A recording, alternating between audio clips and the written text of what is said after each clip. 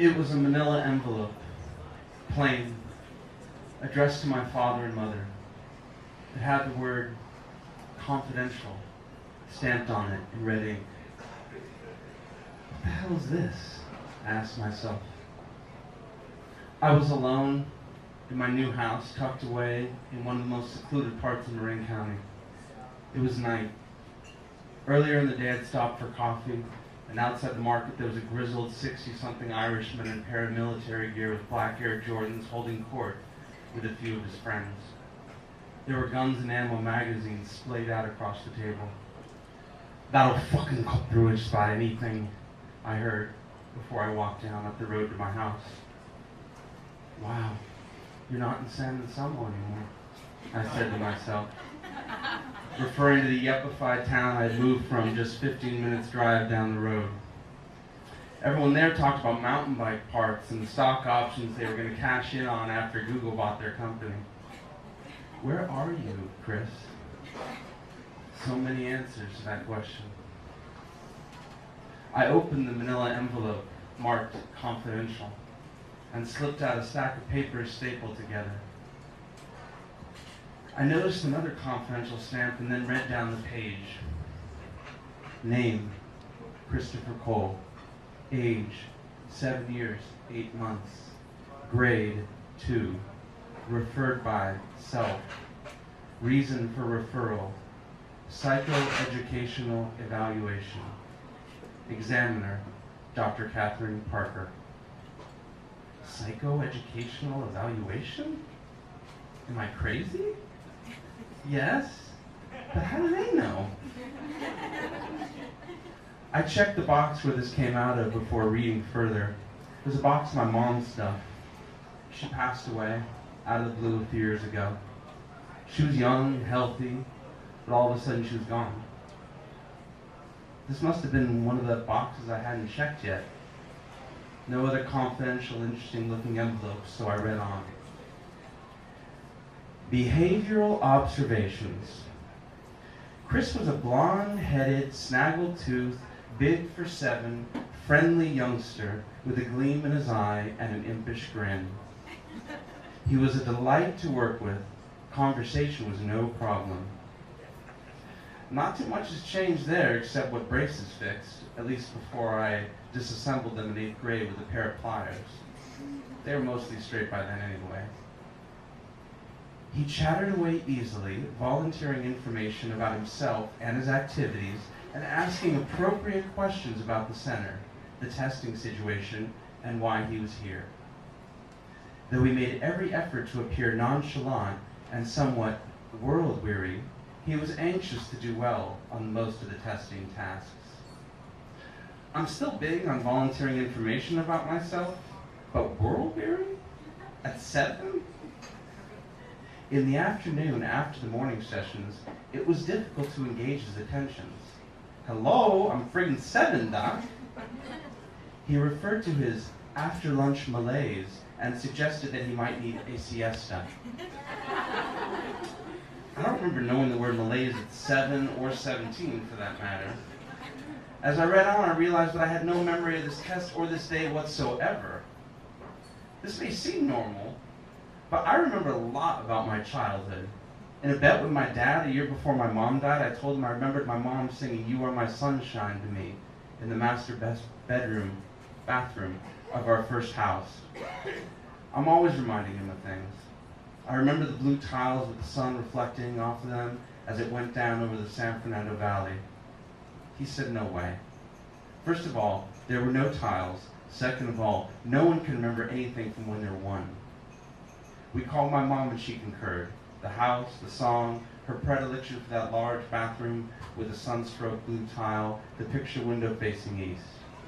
That's where she would put me down at night. On the Wechsler intelligence scale for children, Chris scored in the superior range, both verbally and overall. In no subtest score did he score below the 90th percentile,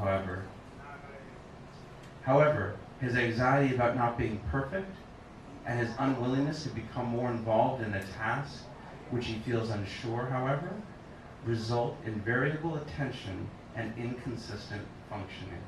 What the hell does that mean, lady? Chris's kinetic family drawing was done to the following narrative. First myself, just walking. Now Dad, he's tall and powerful, lifting weights. The baby's sleeping. Here's Mom, draws full figure, then scribbles out the lower portion to make a sink. She's doing dishes. Salient features of the drawing include Chris and Dad drawn at the top of the paper, Mom in the middle, and baby Jonathan at the bottom. Chris drew himself in profile and walking away from the rest of the family. Jonathan had neither arms nor legs, and both mother and father had their hands fully occupied by something else. Oh. Heavy shading suggests that mother's preoccupation is particularly distressing to him. He wishes to be 45 years old, as to be older and more powerful than his mom and dad, and to be the most powerful person in the world.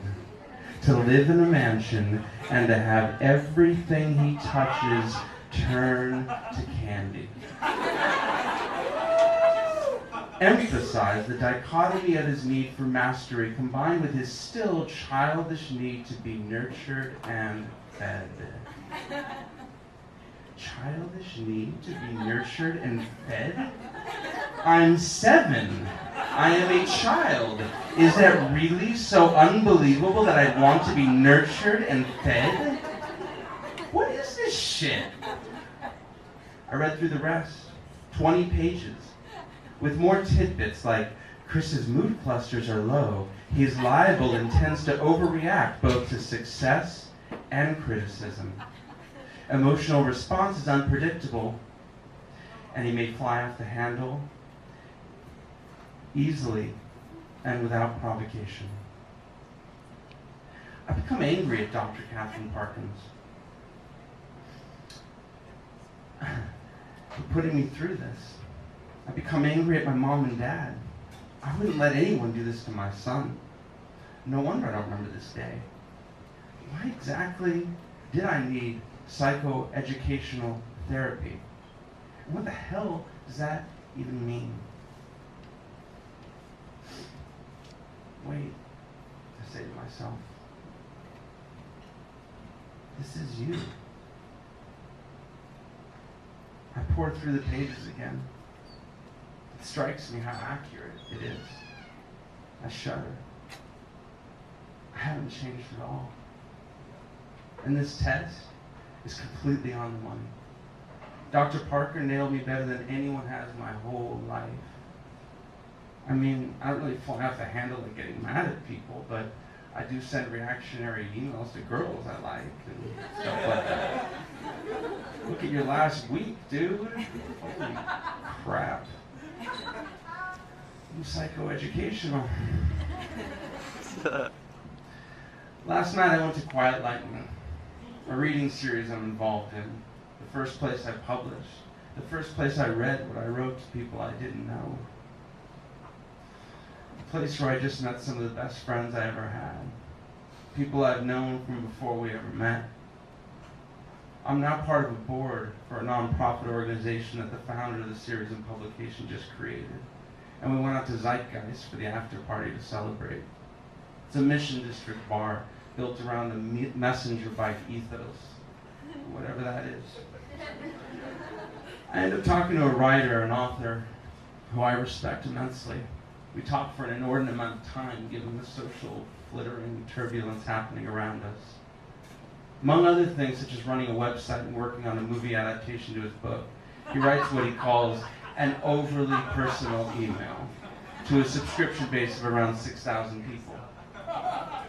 I get the email and seem to relate to him completely, even though we're different. At least I think we're different. But our similarities keep coming up.